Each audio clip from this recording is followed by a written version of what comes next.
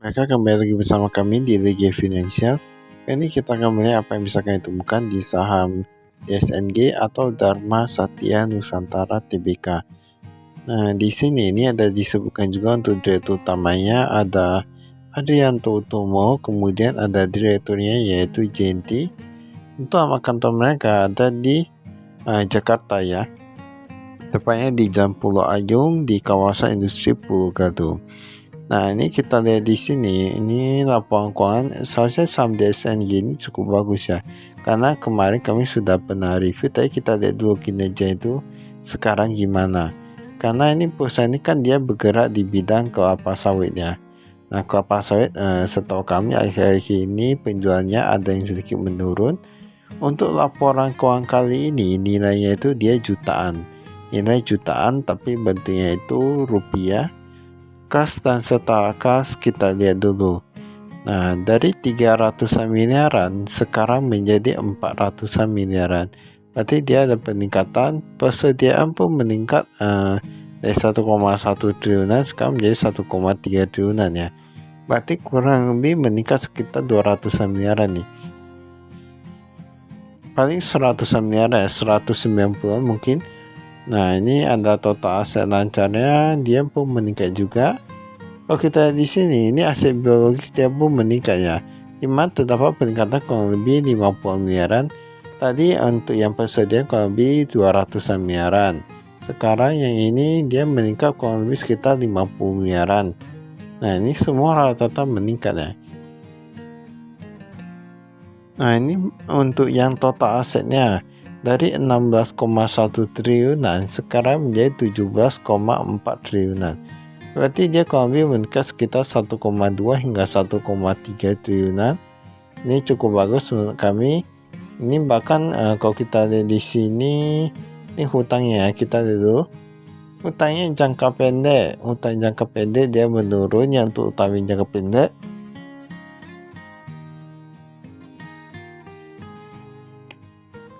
dari 900 miliaran sekarang menjadi 800 miliaran.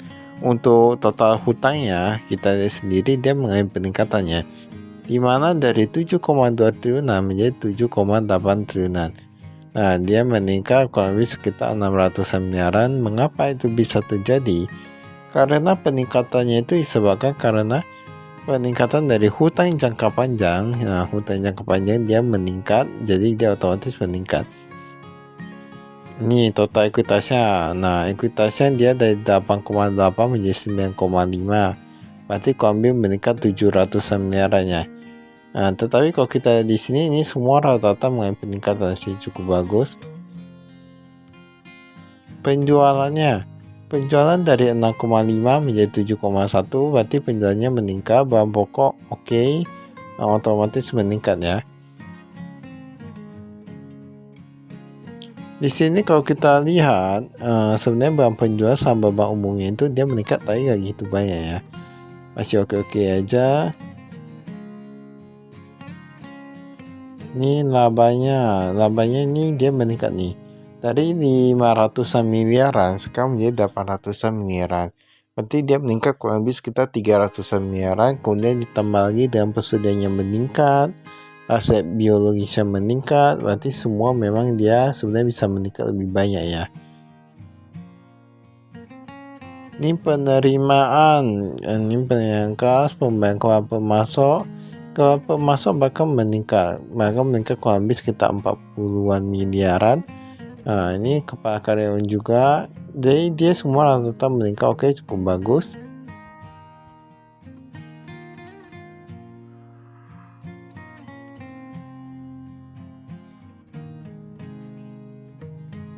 Ini kita lihat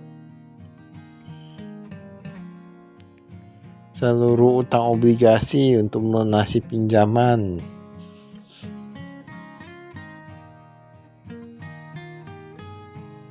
Ini kepemilikannya kayak sama ya semuanya.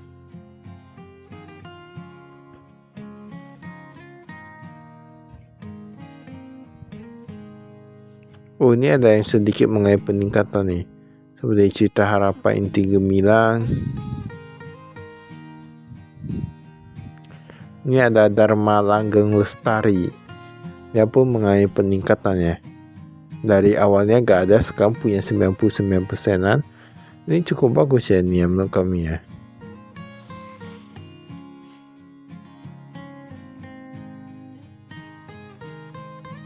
Ini komisaris utama ini semua rata-rata gak ada yang mengalami perubahan.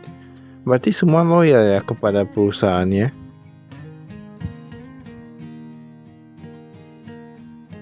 Biasanya kalau top manajemennya itu loyal, biasanya itu karena perusahaan ini bagus sih. Setahu kami kayak gitu ya.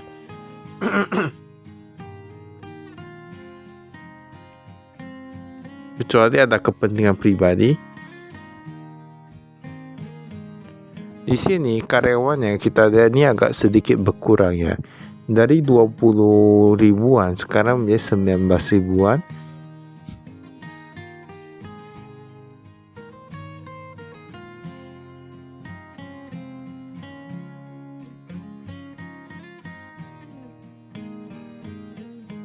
Ini kita lihat dulu.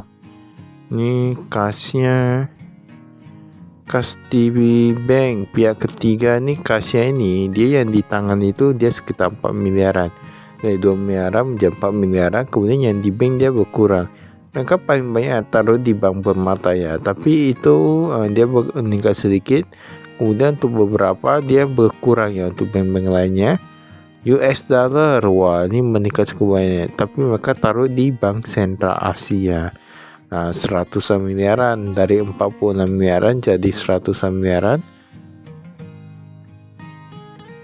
Berarti US dollar mereka cukup banyak juga ya. Umur bintang usaha kita lihat.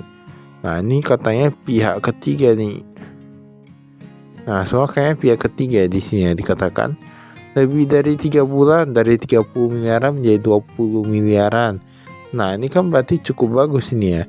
Dimana dia berarti cash flow ini semakin bagus. Nah, jika dibandingkan yang belum jatuh tempo, berarti dia 200 miliaran. Dia sudah berkurang daripada yang kemarin, berarti hampir sama saja ya, kayak gitu biar jauh.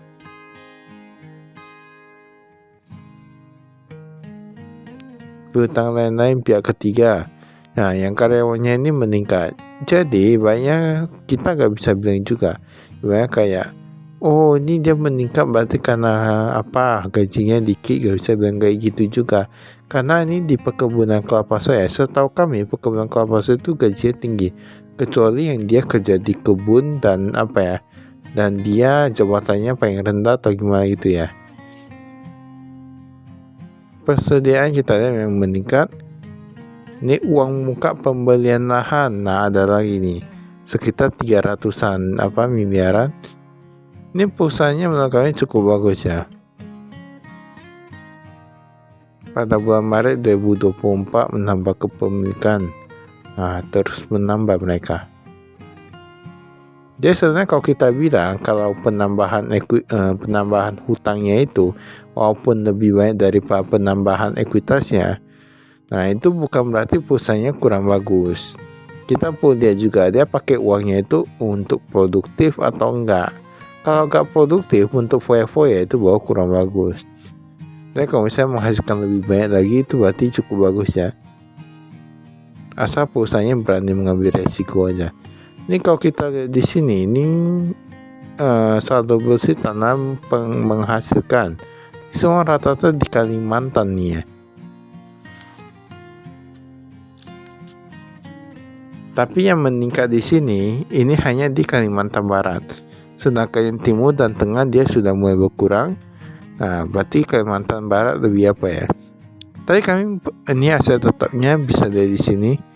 Dan kayak kami pernah dengar katanya itu untuk kelapa sawit dia paling bagus itu tanahnya di tanah Sumatera. Nah, entah salah atau enggak, tapi kami pernah dengar dari kata-kata orang-orang itu ya.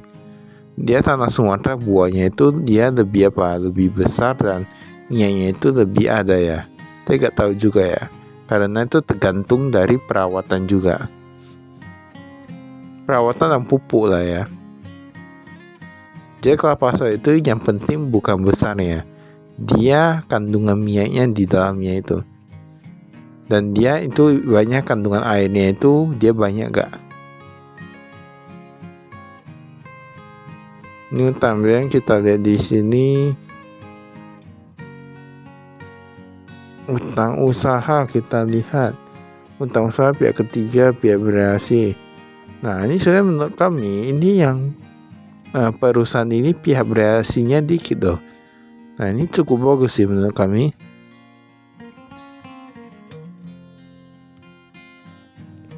Makanya kalau kami pantau, kayaknya menurut kami ya, untuk perusahaan yang pihak bereaksinya itu jumlahnya dikit itu rata-rata lebih bisa naik sahamnya daripada yang pihak bereaksi banyak. Karena pihak bereaksi banyak itu sangat sulit sekali untuk terdeteksi ya. Kalau misalnya kita mau lihat apa keuangannya perusahaan bereaksi ataupun pihak bereaksi, karena kita gak tahu juga. Perseroan dan entitas anak,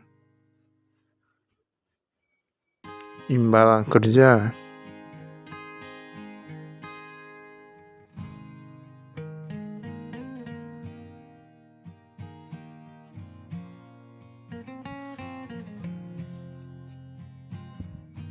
ini modal saham kita lihat di sini. Kayak gak ada mengenai perubahan nih ya. Oh gak ada mengenai perubahan, semua sama-sama aja. Mungkin semua pikirnya ini sahamnya ini sangat bagus, makanya gak berubah ya.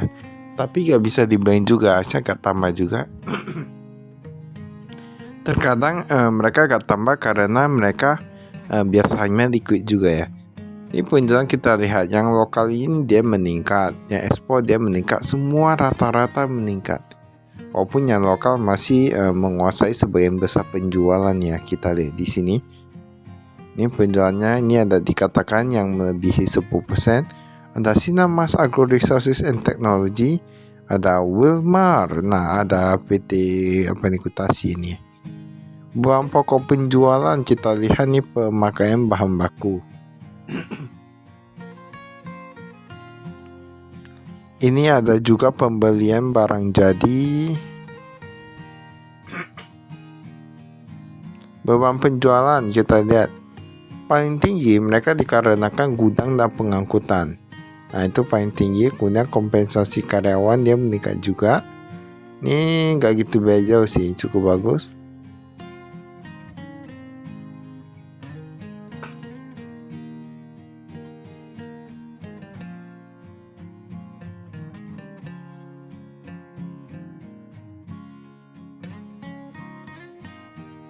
Ini kita skip.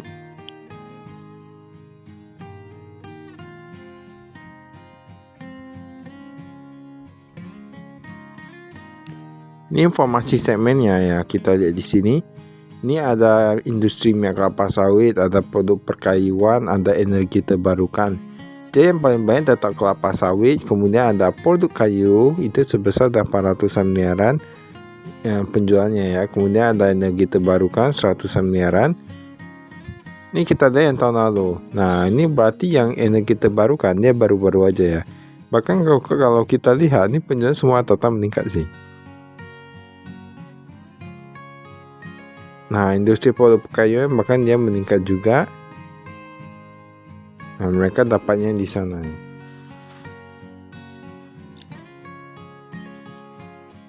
Ini kita lihat, ini ada disebutkan pada pasar ekspor dan lain-lain. Cangkang sawit, nah ini dia ada ekspor tapi gak ada lokal ya. Kemudian yang kelapa sawit semuanya di lokal.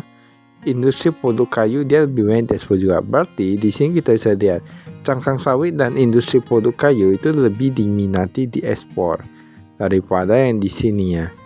Nah ini kalau kita lihat di sini, bahkan yang cangkang kemarin gak ada ekspor, sekarang udah ada ekspor. Ini cukup bagus sih menurut kami. Kalau pasar ekspor bisa terus meningkat. Baiklah itu saya dari kami. Sekian, terima kasih, saya investasi.